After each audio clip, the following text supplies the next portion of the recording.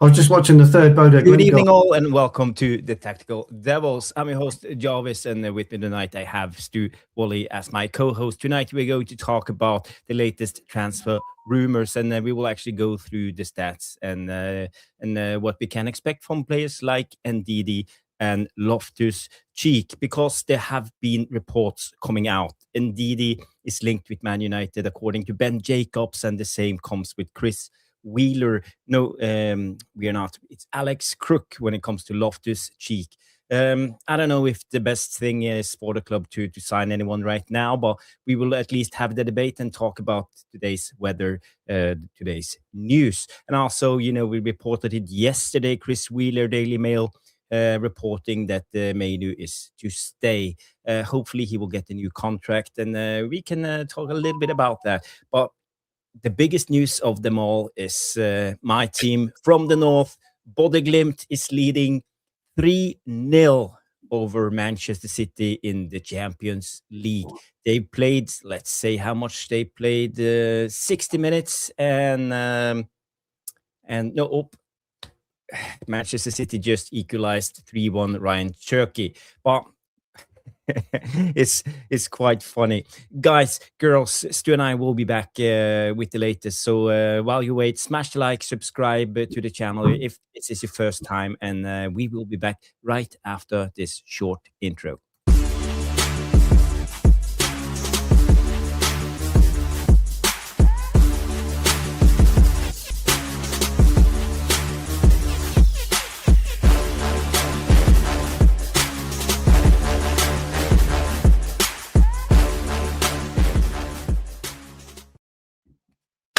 Yes.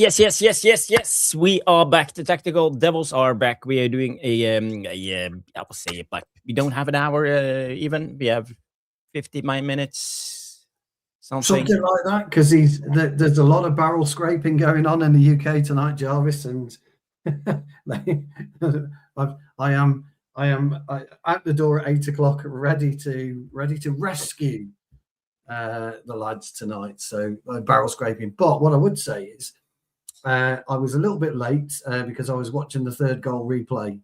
Again, that top corner was absolutely sublime. Cherky, who's Cherky? Who's Ryan Cherky? Anyone ever heard of him? Well, he just scored.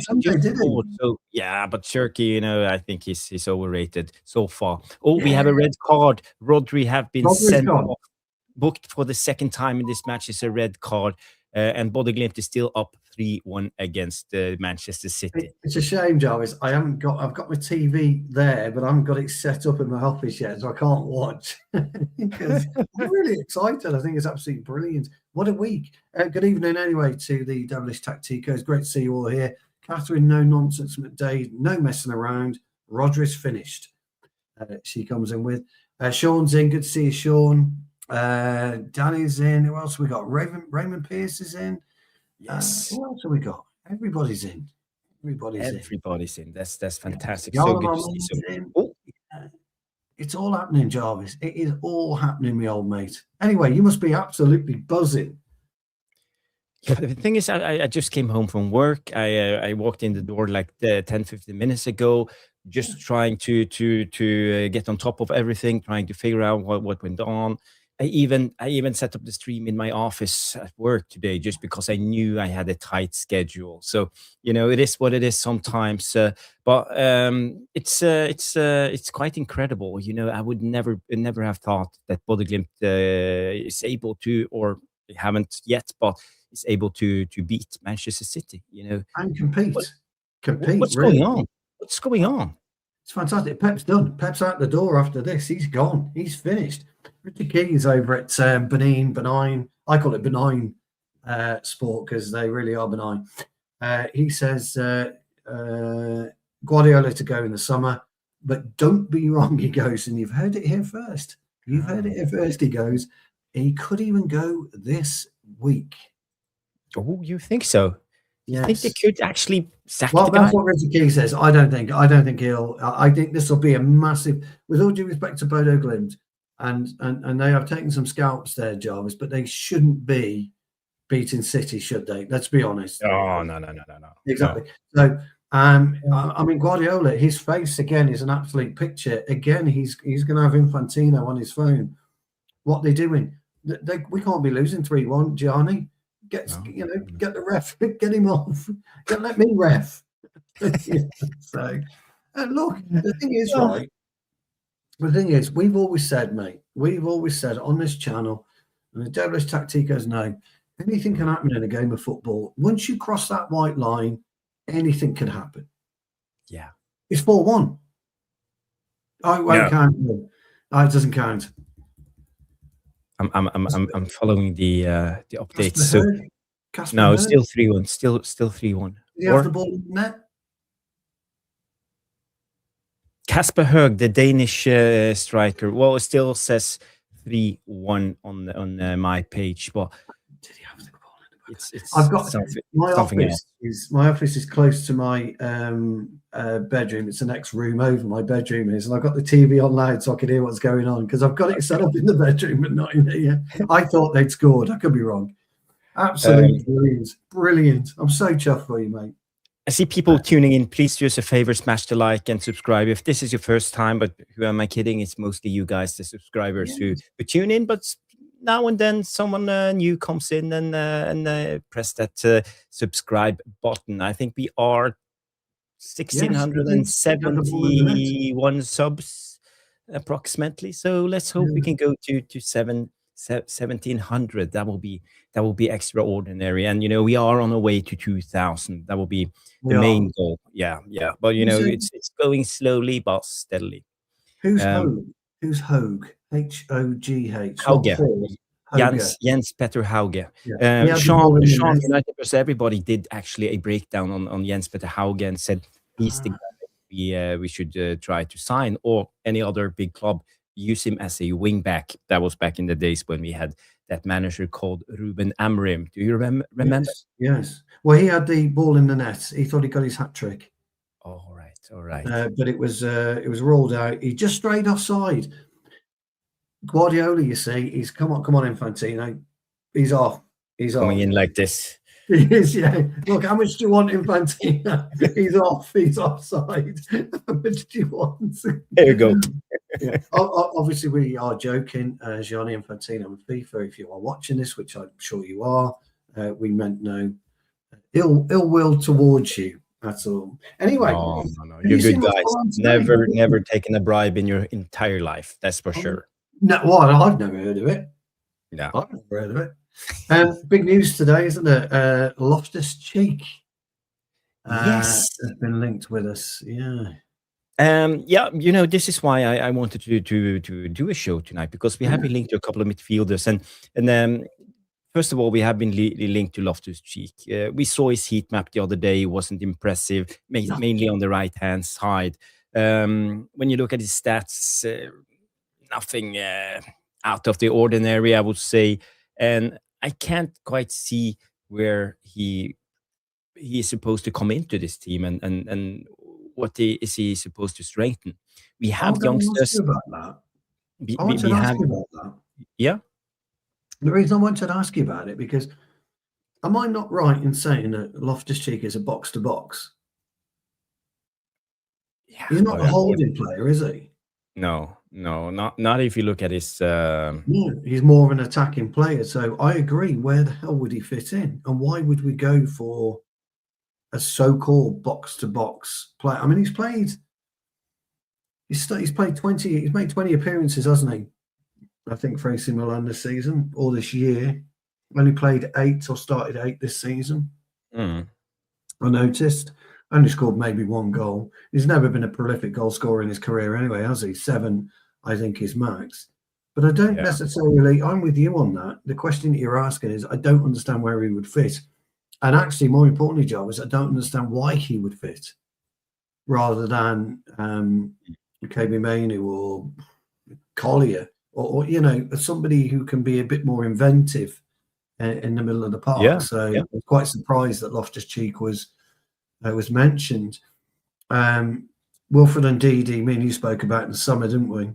We did a breakdown, and personally, we can come to Ndidi. I just want to finish with sorry. Loftus-Cheek. And also Sean comes in and say Ben Jacobs just claimed like 15 minutes ago that Loftus-Cheek has been offered to us, and that's the news also reported by who was it? Alex Crook, Talk Sports.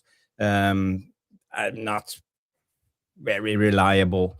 So for me, who knows? Ben Jacobs is usually reliable. He's hit and miss, isn't he? Yeah. Tier 2, not the worst, but not the best. So for me, I would say, yeah, maybe. But we heard some reports coming out yesterday that Man United were going to have a meeting and assess the January transfer window, and also they come contradictory reports that Man United are not signing anyone in January. We are saving up for the summer transfers. But let's look at this in a sensible way. We know now that Carrick likes to play with a 2-man midfield and Bruno in the 10. Out of the 2 midfielders, we have Ugarte, we have Casemiro, and we have Mainoo. Mainoo is quite injury prone. He's on and off. Casemiro is getting older. His legs is gone after about 60 minutes in every game. Yeah. And we have Ugarte who can't be relied upon. So the only options, if we have an injury, a suspension, or anything happens, or we need to rest any players, we have to either play Mason Mount in the midfield or drag down Bruno and don't play Bruno in the 10, unless we sign a player. So, in the last 16 games of the season, I feel we are a little bit vulnerable when it comes to that midfield position. How do you see that, Stu? Look, I totally agree with you. You can't rely on Mason Mount. We know that. We've seen it in the past. He has 2 or 3 good games in a row, gets injured. We misses for 2 games. Can't, and it's just very, very difficult to plan. And we said it a couple of weeks ago, Jarvis, we're 1 injury away from disaster this season, and we are. When Bruno picked up the injury, Mount wasn't in the squad. Mainoo supposedly had his injury, and it just didn't work for us. It doesn't work. But the interesting thing is, and I've always said this, if you're going to bring in a player in January, you've got to bring in a player that's going to make a difference. Somebody that's going to walk through the door and make a big, big difference. Somebody that is going to warrant the shirt and make a big difference and get these injured players back. Because, and by the way, Loftus-Cheek doesn't do that for me. Okay, I just like to be clear about that. He doesn't do it. I don't mind Wilfred Ndidi. I think his best years are behind him, and I don't think he's the right fit for us at this point in time. I think Neves would add to us. He would add to creativity, bit of strength. Got a shot on him. Good set piece taker. I think he would add to us. And there are other players out there, Jarvis, that would add to us. I heard what you heard today, but I heard something really interesting as well. What you were saying, and that is that we could potentially buy 2 top-class midfielders in the summer. It could be a Wharton-Anderson partnership. It could be a Baleba-Anderson partnership. It could well be. Yeah, but we know Casemiro is gone. Casemiro is out. And maybe Bruno. So it could well be that we do that. In which case, would you bring in a Neves at 20 mil in the summer? Now, get him gelled in with the squad, with the club, ready for an Ndidi and Anderson or whatever. I think that makes more sense than bringing in a lone player of the ability of Loftus-Cheek. Now, the key element to Loftus-Cheek is he, on his day, and I think you'll agree with this, Jarvis, he's a tidy footballer. He's not he's big, he's strong, and he's powerful. He's a tidy footballer, but he's very similar to me in the way that Callum Wilson can be a tidy footballer on his day, but he only has 1 days out of 10, one game out of 10, and that's the problem. We can't afford a 1 game out of 10 because we're having that with. As Skolbridge like to call them, the light switch players, on and off. Oh, okay, yeah. No, I get that analogy, but we don't need that. I think Neves gives you 3 games out of 5. Yeah, personally, and that's what we need. And Neves at 20 million, 25 million, or Garner. I love the Garner link. I don't know what we get Garner for, my old mate. I really don't. But no, Garner, well, he's in his last year of his contract. so Everton has a chance to prolong that for 1 more year. Oh, And okay. so but it's difficult. And I think it's up to Garner himself. He Sure. thrives now. I think he's in a good place when it comes to Everton. Everton are just 3 points behind top 5, as far as I know. Yeah, If you no, go that's right. look at the league, and they're doing quite well. They have a new home ground, Yeah. and also I think he's finding his place right now and thriving in this Everton team. So. And what will the future bring if Garner comes to a club like Man United? Will he go back to the bench again, being a fringe player, or only playing 1 in Would you 5? risk it? Or Yeah. Would you to risk be it if you honest, were I him? don't think Garner will risk it. At least No, not and that's a great. now. That's a, you know I what, think Paul, even he that's feels very like he can force his way into the England squad, into the World Cup, if he keeps up his performances. I saw him Yeah. against Arsenal. He was man of the match. Oh, He he's was fantastic against Arsenal. Yes. Yeah, he's fantastic against Arsenal. I think so. For me, I guess what I'm saying is I would go all out and get Neves in. I think Neves is the right fit for us. I think Carrick would like him. I think So Ruben Neves or João Neves, the Wolves. Again, I saw him again live, and there's something I liked Andre a bit better actually, and I liked Andre because he was a tougher player. It's more of a ball player. He's better on. Yeah, but I don't think Wolves would even consider letting Andre go. But I do, João Gomez has impressed me more that I've seen him live. I thought he was excellent. I think I told you, didn't I? At Old Trafford, I thought he was a good player. But I think Ruben Neves at 20 million, I just don't understand any kind of contract talks. I don't get that. That to me would be, Ruben, do you want to come to Manchester United? Okay, sit back, leave it to us. We'll get it done. She's just a 24-hour deal, Jarvis. It really is, in my opinion. But we had the Portuguese link, but now Ruben Amorim is gone. So maybe this is why he's a little bit cautious. Possibly. But I think he's the type of player that, and I really mean this, that Carrick can use, because he's one of those that could say, look, Casemiro, have a break. Just take a break, and I can put Neves in, and vice versa. So I think it'd be a good piece of business for us, Neves. Daniel, no, in a short, and it's not because I'm against him as an individual. I just don't think he's the type of profile that we need to come into Manchester United at that time. I don't see where he'd fit in, Daniel, to be honest. So for me, you can't, you're not going to get a Sanderberg. We know that. You're not going to get Lukic out of Fulham either. We know that. No. And these are players that you would consider. Fulham is actually considering buying Oscar Bob now from Manchester City. What a piece of business. 35 million. What a piece of business that would be for Fulham. And so with Anderson, Lukic, Berger, they've got a really solid centre. They've got a decent keeper. They're an okay team. Wilson is doing really well. Yeah. And they have players like what's his name? The Arsenal guy plays at the 10. I was going to say him. Yeah. No, I was going to say Pierre-Emerick Aubameyang, but it's not. It's Anyway, him. I know what you mean. Yeah, Smith Rowe. Smith Rowe, and the youngsters, Josh King. Yeah. So Josh King. They have a future too. Yeah. And I think the addition of Oscar Bob, mate, Jesus wept. Because I like Oscar Bob. I've told you, I think he's brilliant. So I think that'd be great. So for us, if you can't get the player, someone in like a Lukic, in like a Berg, then I think you just may as well consider Neves. I did see our link with Casado. It's third choice now. Is it Barcelona? Was he fourth choice? Third or fourth? He's a good player though, isn't he, Casado? He's a fantastic player. Yeah, he is. He is. Casado. So, but I don't know if he fits the Premier League. This is the thing, you have a holder though, isn't he? Yeah. He's a technical holding player, isn't he? He's he's more technical than Busquets, but he plays like Busquets, doesn't he? But he's more technical than Busquets was. So I just don't see him coming to us really, even on loan. Do you? No, I don't. By the way, Belal comes in and say Loftus-Cheek should play for QPR. Loftus Road.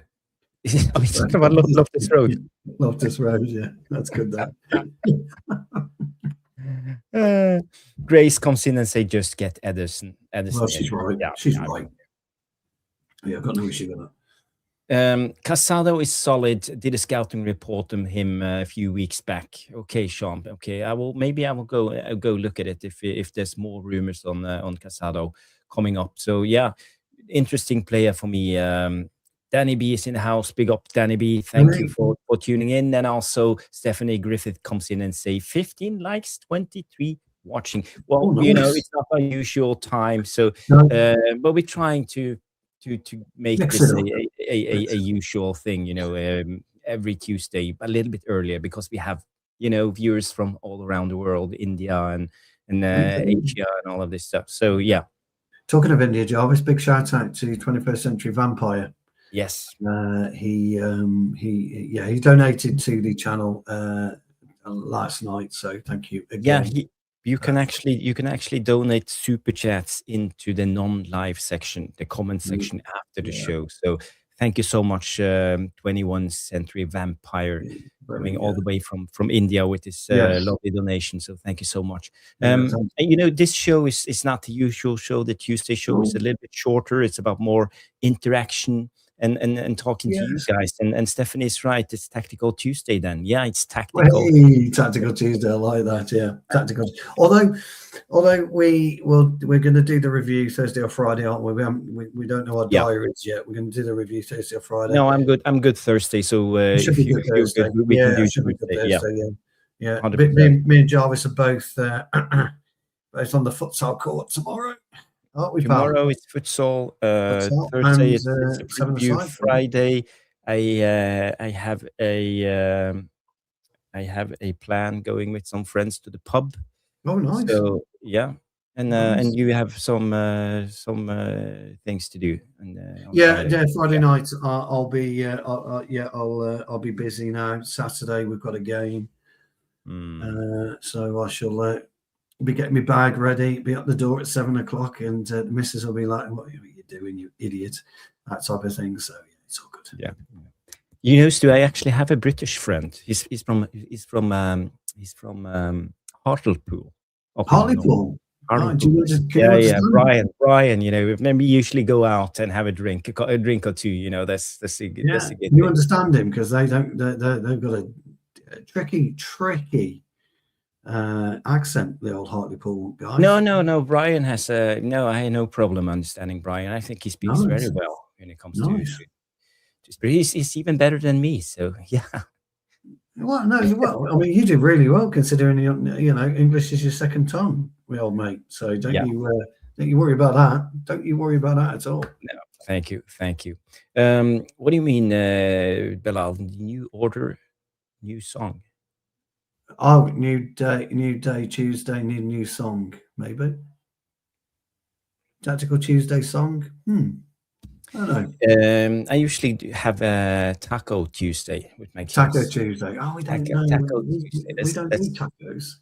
No, we do tacos. That's our thing, I like tacos, and then what do you call the wrap thing? Tortillas. Tortilla. Yes. Tortilla chips or tortilla wraps. Yes. Tortilla wraps.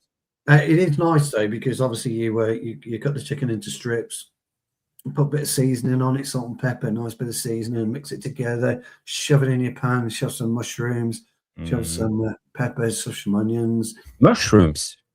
Oh yeah. No.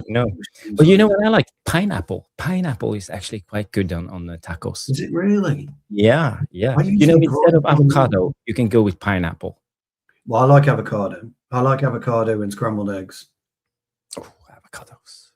Yeah, it's good for energy. If I've got time, which I didn't tonight, but if I've got time and I'm playing footy, I'll try to eat that about 3 hours before. Gives you a nice bit of protein and a bit of a kick. Gives your body a kick. Yeah. It's good. It's good for you. It's good for you. No, it's really good. Yeah, shrimp tacos. I just gotta check up on the Bodø Glimt game. It's still 3-1 3-1, 85th 3-1. minute, Yes. and it's looking good. I see Bodø Glimt is doing a couple of subs, defensive players on, so they're just seeing out the game right now. And you know, people got to realize. I saw someone saying it in the chat. Bodø Glimt, you know, the Norwegian Premier League is off. It's off season right now. It would be, you know, almost similar to Man United playing Champions League against the best teams in off season. Let's say end of July or something. You know, it's crazy, isn't it? And keep in mind, it's January in the north. Outside, it's minus 18 degrees. It's 2 meters of snow. And then you have Bodø Glimt playing in Manchester City off-season on AstroTurf up in the north. It's amazing, and actually beating Manchester City. It's bizarro, you know. It's mind-blowing. So when's the Norwegian season start? Is it March?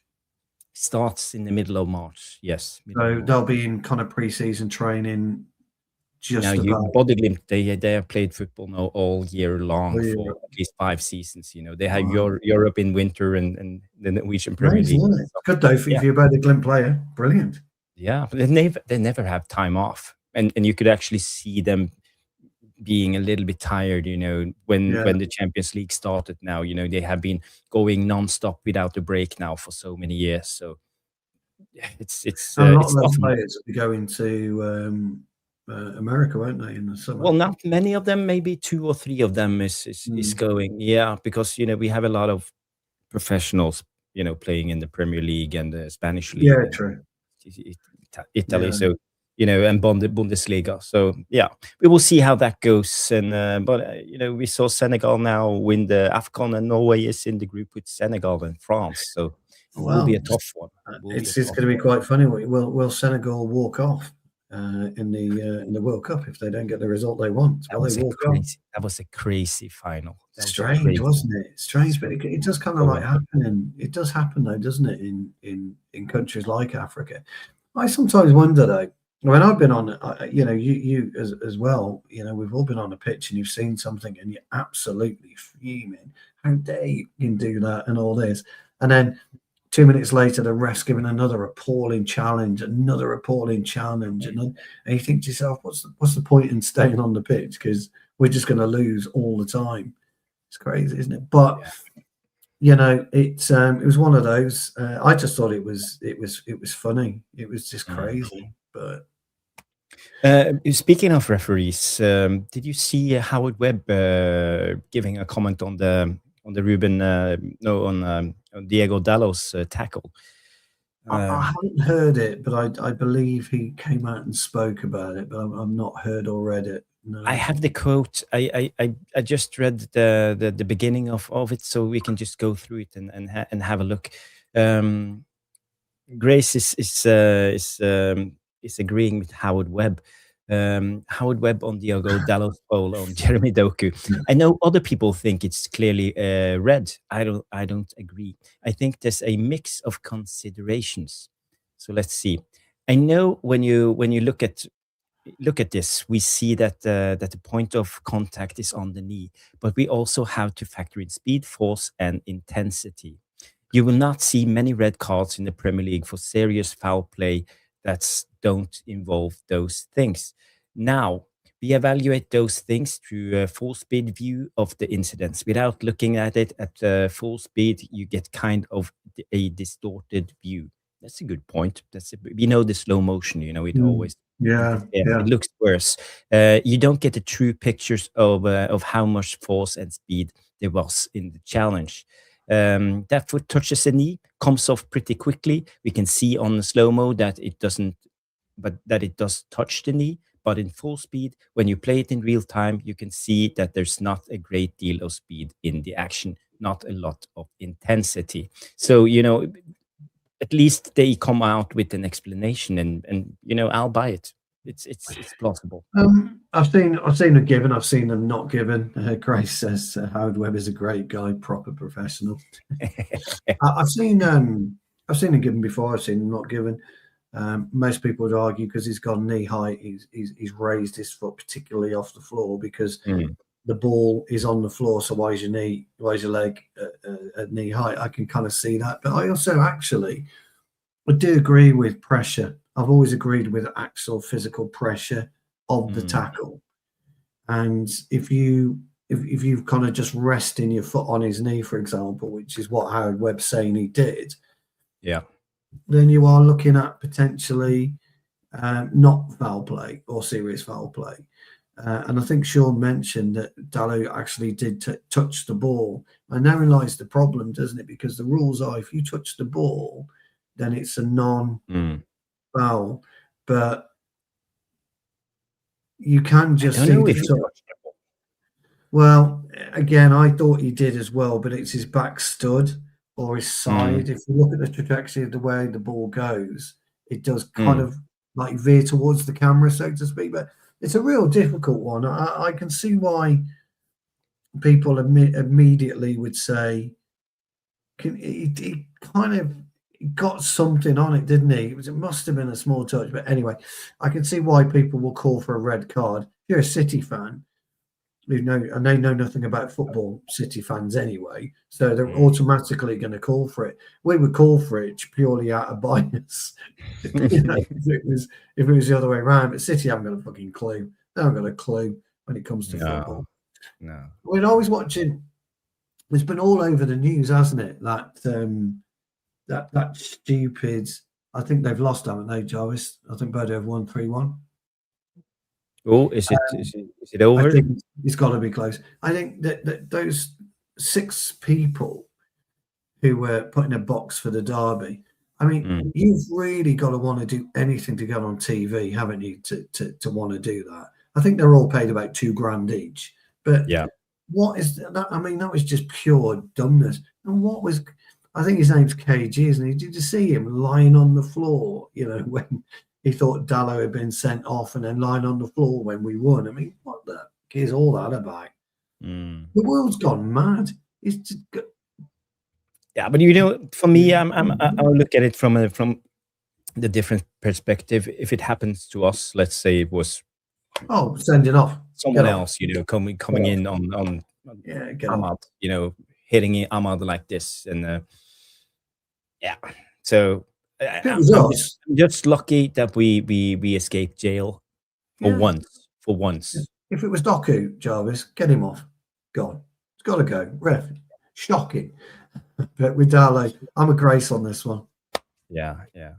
We all see eye to eye with Grace. Stu, we have to look at the players. So these are the heat maps of this season. The one to the right is Ndidi. The one to the left is Loftus-Cheek.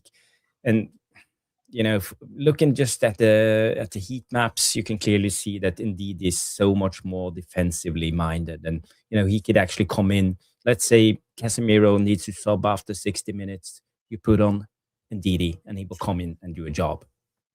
I mean, you would struggle to actually call Loftus-Cheek a heat map. Really?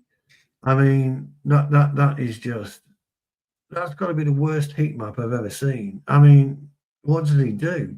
You might as well. He's obviously, for me, Jarvis, he's got a water bottle down his shorts, and that's the heat because he hasn't put any sweat on. No. Indeed, he plays actually the areas we want him to play, doesn't he? He plays in that middle third, and he plays, centrally, and that's it. That's his job. I'd liked Ndidi in the past. I think he's probably not quite what we need at the moment in terms of staying fit for one. There's a lot of injury problems, hasn't he? A lot of injury issues. Probably speed. I don't think he's got the speed currently that we need. And he's probably be a yellow card waiting to happen.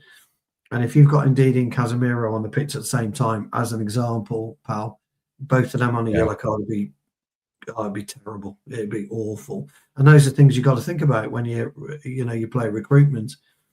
Vicky always says to me, she says, Stu, I know you like aggressive players. She goes, but if you've got 5 aggressive players on the pitch, you've got 5 red cards waiting to happen. And she's right in many ways. So the Ndidi and Casemiro partnership would worry me. It doesn't worry me so much with Neves because he's got a bit more about him. He's got a bit of flair. He's a bit more mobile. He's less injury prone. He's a tough tackler. But I think he reads the game way, way, way better than Ndidi. And that's why he's the man for us. And at 20 million quid, I think it's a fucking no-brainer, quite frankly. If we go back on Loftus-Cheek, we can look at his heat map. Let's say Chelsea season 2021, for example. You see it's a little bit better, but it's consistent. It's still the same areas he occupies. He operates on the right, doesn't he? Better. But I want to look at Ndidi when he played for was Everton he played for last? I think his best. Leicester would be his best option. Would Leicester be his best option? Is it Leicester and Ndidi? No, that was Leicester. Yeah. I'm thinking of the Corey. Sorry. You're thinking of the Corey, yeah. Forever. Yeah. But this is his heat map for Leicester. And that's what I'm talking about. He's changed his game, hasn't he? He was a lot more mobile, a lot more volatile in his play. He's now he sticks and he stays because he hasn't quite got the legs. I don't know that we need. I think we need some. What would Neves' heat map be? Say against Ndidi as an example. We can have a look. This just let's just put in Ruben Neves. That's the boy. That's better. Looks solid. That's perfectly. That's solid, and that's the player we should be going for. Without the dark red in the central area, but he also contributes. You see him good attacking areas. Yeah, good attacking areas. Yeah, he's the one who we should be looking at for sure, 100%. And at 20 million quid, it's a steal. But you might be right, actually. I didn't really consider the fact that the Portuguese connection's gone, and maybe he doesn't want to come because Amarin, isn't there anymore. Congratulations to Bodø Glimt. They beaten City. Guardiola's going to be crying now. Brilliant. Yeah, I can't quite grasp my mind around if it's even possible for Bodø Glimt to beat a club like Manchester City. I would say the budget of Bodø Glimt, it's quite high when it comes to Norwegian standards, but I bet you that Haaland makes more in a couple of weeks or at least a month than the whole entire Bodø Glimt team costs for the whole season. Easy. It's ridiculous, isn't it? But Haaland's not. What's happened to Haaland as a Norwegian? Are you worried about Haaland's form going into the World Cup? No, they are saying he's overplayed. He hasn't had rest. He's the player who played the most games for Manchester City this season. Correct. We know, playing as a striker, it's and play, especially players like Haaland, the biggest stars, they never get the rest. There's always like promotions and sponsors and a lot of things, interviews after every game, before every game, from all over the world. So I think you get drained of emotional energy. Big lad as well, isn't he? He's a big lad as well, isn't it? So it must take its toll on him physically. But I totally agree. I think he's been overplayed. Yeah, absolutely. But City have got nowhere else to go, have they? What's happened to that Marmouche? No, he's been injured all the time, and he has no confidence with Pep. So this is the thing, and but there are strikers out there, and I don't think Manchester City are done with their transfer January window. You think they might go in? Yeah, I think they might go in for others. I saw Julian Alvarez is potentially being touted around again, as 100 million. That's the one I'm thinking of. Yeah, I saw that. Yeah. I did see that. And he's quite a striker. I rate Julian Alvarez very much, and I think he, if he had the money, that's the type of striker I would try to go for. I mean, he kept the mighty Soloth out of the starting lineup, didn't he? And Soloth He was did. was not He did, but 50. Soloth has been the better striker, I would almost say. Yeah, You know, he yeah, scored yeah, goals left, yeah, right, and center. So yeah. it's quite good. I also saw the other day as I watched the Barcelona game against Real Sociedad, and you know they lost the game 2-1. And I didn't see it. I didn't see it. Did Rashford play or because he's been Rashford benched? came in he played like 30 minutes Yeah, he's at been the end. benched, hasn't He he? did, Again, he yeah. did okay, but Real Sociedad they defended like lions. But we This said is this, where mate. We've said this, mate. Look at Bodø Glimt tonight. Play brilliant football. It can happen. You know, even if it happens once a season, it can happen. You know, defeats like that can happen, and I kind of like when that happens. Yeah, there you go. Jamie Wayne's on the other side. Loves it. Loves it. Loves it.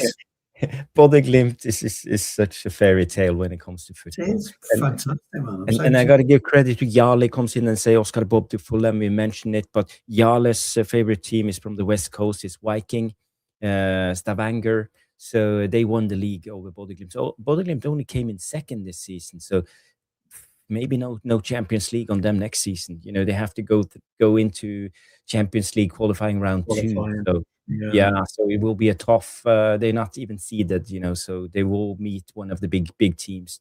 They have to go through one of the big teams to come into the tournament. Yeah, they will do. Neil's got a point. We didn't mention this, did we? And you know, we probably saw it, but yet we didn't see it because I didn't really notice it on the day. But Silva upended Bruno, didn't he, in the penalty area, blatant kick. No, I've I seen it.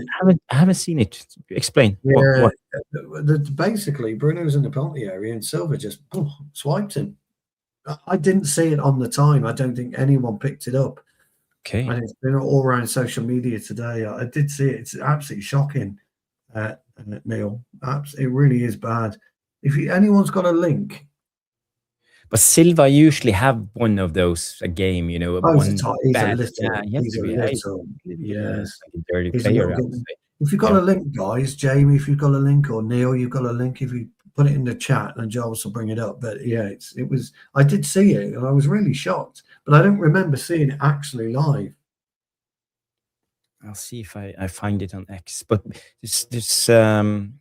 I'm always careful when bringing up. Yeah, like, you got. Yeah, definitely. yeah, you know, the YouTube algorithms are on us, like, you know, because we can't play live footage from the game. It's White on rice, as they call it in the UK, Joe. It's white on rice. I don't quite know what that means, but there you go. okay. City fans are turning on Pep. It's about time. Benign Sports said he could go this week. Richard Keys said he could go this week. Gone in the summer, could go this week. And if so, Maresca miraculously steps in to replace him. Absolutely brilliant. But do you think it's something wrong with Pep? Do you think he's too old? You know, do you think time has gone past him and you know, he's old fashioned when it comes to manager styles? We've seen this with Arsene Wenger, and we also fought this with Ferguson a couple of times. Yeah, look. I think it's really, really funny that the great Pep Guardiola did this. He didn't do any of that shit. It was done back in the 70s. Just go back and check. But you're right. He's like, oh no. He's like, you found out now, Pep. You found out if we take Haaland, if we cut the passes into Haaland, you're not scoring. If we stop Doku and Foden and Rodri, you're not scoring. You know, yeah, he's got a real problem, Guardiola, now. He's either got to completely rethink what he does, or he might try and manage Spain or something, or he might go somewhere easier. I saw something. I don't know if it was Ben Jacobs who put it up, but apparently Guardiola spent 800 million quid more than his next manager in his career. 800 million pounds. He's a good manager, but he's without a doubt a checkbook manager, 100%. Yeah. I don't know how much he spent since he's been at City, but I mean, they've got a problem. I don't know where they are in the Champions League, but they're not in the qualifying positions, are they? No, they're not. Stu, and we will try to interact a little bit with the chat. So Yes, we first should of do, all, yes.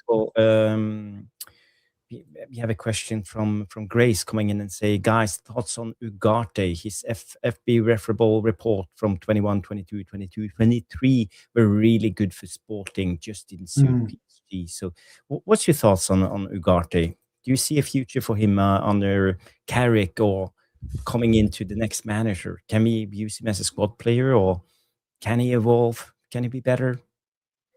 I don't think he fits the Premier League, actually, Ugarte. I think he's an okay player. I think he's good coming off the bench. He is a squad player. I don't think he'll want to be a squad player. If he's got any aspirations of playing in the World Cup or the Copa America, in the next few years, he can't stay at Manchester United, because I don't think he's going to get a decent run in the team. He's one of those players that if you come into a weakened team, he really struggles. There are certain players, only a few, that can go into a team that's weak and really demonstrate their ability. And Ugarte just isn't able to do that. We said this a lot, really, about Manchester United over the last 5 years, that really good players or decent footballers are coming to such a weakened team, they can't be themselves and they can't evolve into the player they should evolve into. And I think Ugarte is a victim of circumstance when it comes to playing at Manchester United. Yeah. It was one of those where we came out the blue, really, wasn't it? He was a midfielder that came out the blue. Nobody thought he would leave PSG. Well, he was from the tacticals, from the people, Yeah. What's the name? What's the name you call it? He was highly rated when he played for Sporting, and he was very highly rated when he was playing for Sporting. He was like the dream midfielder at his day, when he went to PSG. Yeah, but then he goes to PSG. It doesn't work out for him at PSG. What's to say it's always going to work out at Manchester United? I think the Premier League's a more difficult product to play in. And we've seen it, by the way, with tons of players, not just Manchester United. We've seen it all across the clubs, haven't we? Really good footballers really struggle to make it. So I think Ugarte's just come to us at the wrong time. If I was him, I would look to move on in the summer. I think whatever happens, he's going to be second or third choice. Whatever happens, Jarvis. Whatever you do. I think Neves gets in front of him for the reasons that we spoke about. It's just unfortunate. If I was him, I'd pop back over to Portugal. To be honest, I think it's time to try to get rid of Ugarte if possible. So I agree with you, Stu. But might do all right in Germany. Germany also might be we have a couple of youngsters coming up. We have Kone and Jimmy Thwaites.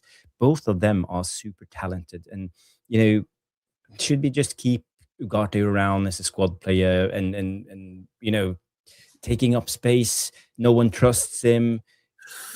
I don't think it's the right move anymore. I agree with you, mate. I agree with you about Kone and Thwaites. I like both of them. I'd like to see them get a path in and around the first team. I don't think we do. I mean, we seem to have. One thing that Amorim did do was bring people into first team training and keep them in first team training, such as the Fletcher twins. I'd like to see them come into first team and train and get and be around the squad at match days. Not in the squad, but around the squad. I want you to come with the team. I want you to eat with the team, travel to the stadium with the team, come into the dressing room with the team, go out onto the pitch with the team, sample match day. I want you to sample match day. Sit on the bench or close to the bench. Go in at half time, listen to what's been said, listen to what the players are saying about their experience, go back out and really experience a match day. We don't do that enough. I don't see it in any club up and down the country, and I would like to see us do that, because it's as good a grounding that is, by the way, as actually playing, because you're still almost involved and you're listening intently to what's happened. Always look around. You walk into a dressing room, Jarvis, the first thing you should do is look around at the senior players. What are they doing? What's their routine? How are they? Are they chatty? Are they laughing? Are they joking? Are they getting their kit ready? Are they sitting down quietly? What are they doing? What's the mannerisms, their body language?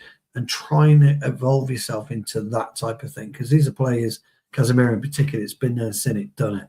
Did he do that? And ask him, when you were in your 5th Champions League final, was that how you were? Yeah, I've been doing this since I was 20 years old. Try and find out why he does it, that type of thing. I don't think that knowledge ever gets imparted or that wisdom gets imparted. I think Kone is a bit of a gem, actually. I really do. And I think Slates could be. So I think those are the two that I'd like to see come in. 100%, Joe. Maybe it's too soon. Maybe it's too soon. Too soon now, but 100% next year, pal. Carabao Cup, FA Cup, 100%. Get them in. But maybe we have Europa League, the Europa League early rounds. Yeah, totally agree. We've spoken before, though, haven't we? The need for them to be able to, play a level of men's football, not just. I mean, you've spoken about Obi, JJ Gabriel. Saw something this morning. I think it was on the United site.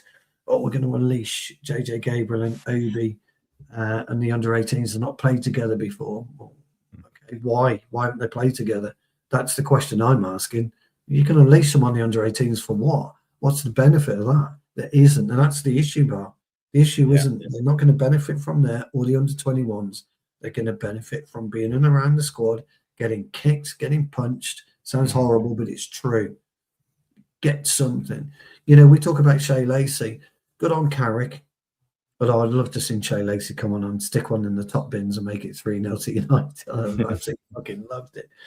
But I hope he gets a shot, maybe. Yeah. Gets on the bench for Arsenal.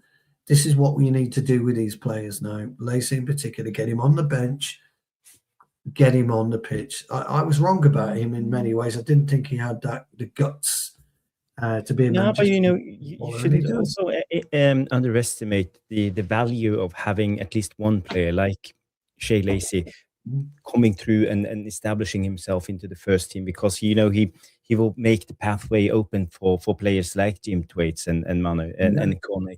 You see one of your own making it, you start believing in yourself. It's doable. It's not impossible. So I really hope we can see more of him now. He will be back in the next game and Arsenal. So as you said, Stu, coming on, playing on the right wing, 15, 20 minutes at the end.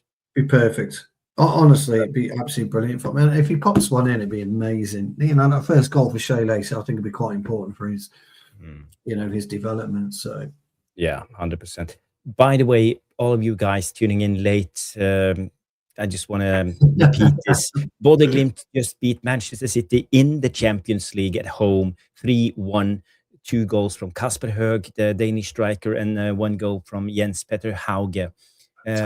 He scored a brilliant goal. I think it was 2 goals against Spurs in the 2-2 game when they played. So he's a good player. Even played for AC Milan in his days, and also he played in the Bundesliga. Now he's back in Bodø. So, but he's still young. And also, guys, we have to just play this because we know City, and we just got to give it to them.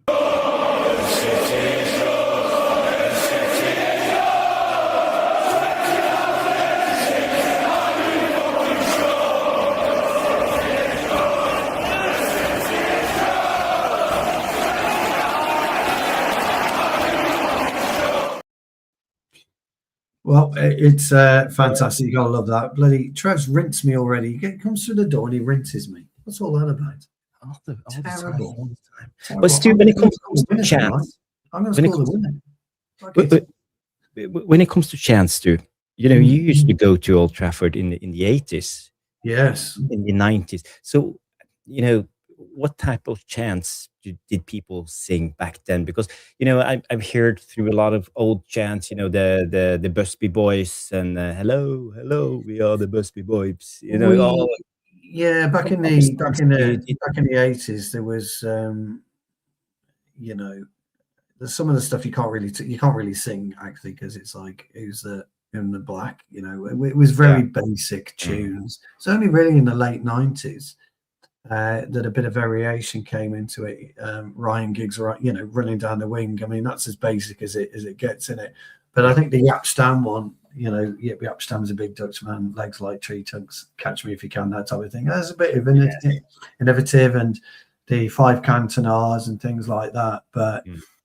unfortunately, I'm sorry to say, in the 80s, the 70s, and the early 90s, they were too bothered about scrapping. And yeah, there was way too many racist chants. It was, but they were basic. Today it's a little bit, although it's still quite basic, because Ruben Amorim's song was quite funny, wasn't it? Ruben, you know what I mean? Yeah. It's like dull and stuff like that. So it's there's not. The 80s was horrible. They were all scrapping. They were too busy scrapping. They were very racist. They were. But there was a lot of hooliganism back then, and a lot of fighting. Oh, terrible! But the fans would used to go in with their hoods up. They'd go in so they couldn't. There was not really CCTV around at the time, and if the police couldn't spot you, they'd get in, and then they'd try and they'd work their way over. I mean, I've seen it. I've seen it in real life. Somebody's got all the press jackets and walked onto the press area, gone into the opposition and started lobbing stuff. It was really bad, really bad. And so you took your life into your own hands going to a football match in the 80s. But you had to do it because you followed your club, Yeah. That would, it's different times, but again, the love for the club was always there, and it's something that most of these people back in the 80s, 70s, something you inherited from your parents. Yeah, it was all. Yeah, I mean, my uncle was the one for me. He a United fan, and that for me was what it was all about. But for me, going, I hate everything about modern football. Stuart's at the centre of the hooliganism and with the main absolutely, Trev. Absolutely, I have a bright pink one, my cerise pink, shocking pink mankini. It's one of my favourites. I used to go. I would scalp tickets and go. We would go to an away game, and we would go to a ticket time, and we would get the money. We'd cover ourselves up all the way up to here, and we would go and we would pay whatever it was, and then we would just go in there, and then we'd make a decision, and we would try at the time. You could try and work your way around segments in some grounds. You could walk around. And so we would try and do that. But that was the time we had those big fences with barbed wire on top. It was hugely dangerous back in there, and I don't want to go into certain matches, but it was huge. We have them. You all know about the Hazel incidents. We had the one, the FA Cup one with Liverpool. Well, all I'd say about those, I'm not going to say anything derogatory, but if anyone's my age and went to games back then, you could scalp a ticket and you could go in and they would pack you in like fucking sardines. That's all I'm going to say. And people can blame people, no problem. But I have been there when you have been literally packed in like sardines. You can hardly fucking move. And that happened because they didn't have scanners, they didn't have this, and they didn't have that back then. And it was dangerous. It was dangerous. But great fun. The old mate, it's 8 o'clock. I'm gonna have to get going. Yes. Give me 2 more minutes, Stu, and we will just wrap it up, because I have one little thing I want to. Where was I? Yeah, we're not able to cover this. I just want to show you quickly. Ndidi. Oh, Wilfred. He's younger than you should believe. He's just 29 years of age. And, I thought he was. He's been around a long time. No. He's still young. He's only on 75 pounds a week, and his contract expires in June 2027. So he should be able to loan him. Played 14 games this season, but when you look at his stats, it's mainly defensive stats. It's touches, progressive tackles, interceptions, blocks, clearances, and aerial ones. This is where he thrives. So if we get him in, he will mainly be a defensive shield in front of the centre backs, and that will be his role. Yeah. But I thought he was older. No, he's not. That shocked me, mate. Honestly, that shocked me. I thought he was 35, 36, been around for years. Absolutely ages. Trev's got a quick question for us. It's quite funny. Trev says, who's the hardest player you've ever played against? Stu's answer is himself. Absolutely. Absolutely. Well, one of my teammates, his name is Johnny. His body was like built like Maradona's body. He's not a big guy, but he's wider and he's taller. So it was impossible to get the ball from him. He has such good technique shielding the ball and stuff like that. So every time we played 5-a-side and stuff like that, so I was just praying and hoping that we get on the same team. He was something. He could have gone far, if he was ever serious. Yeah, he didn't want to play against him. Yeah.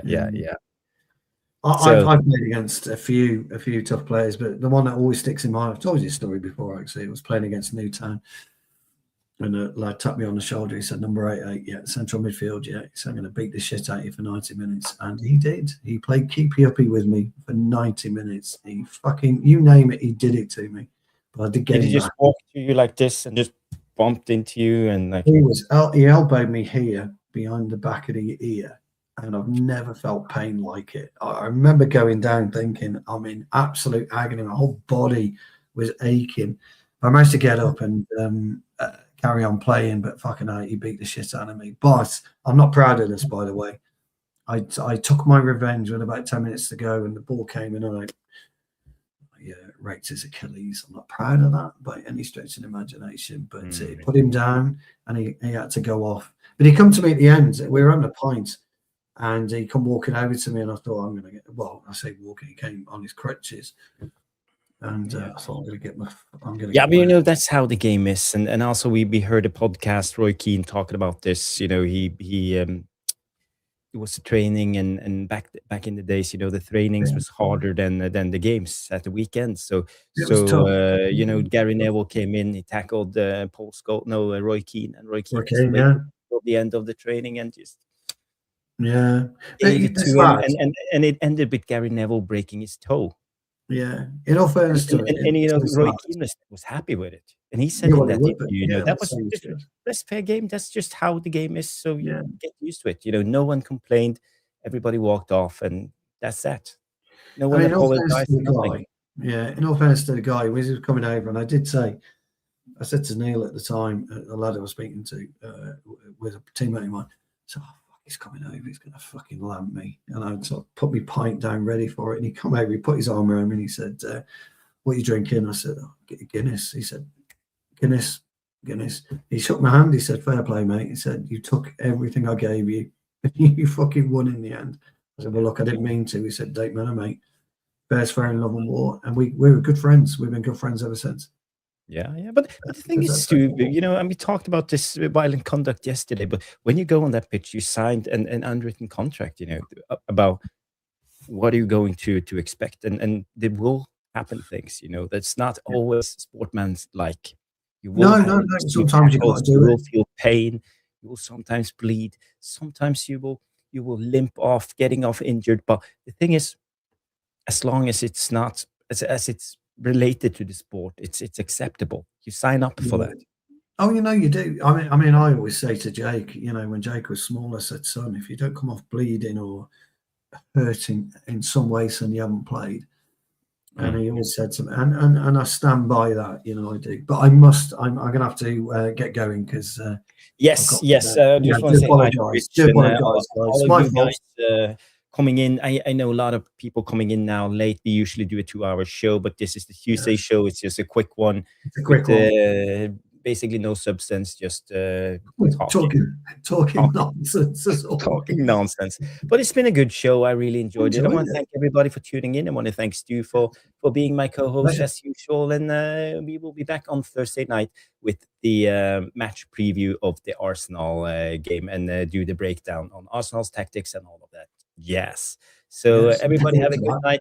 Please do us a favor, smash the like, subscribe if this is your first time on the Tactical Devils. Give us a hype after the show and leave a comment and all that thing. So see you on the next one. Have a good night, everybody, and bye-bye. And big up Manchester United and big up Bodø Glimt for beating our rivals 3-1. Bye-bye.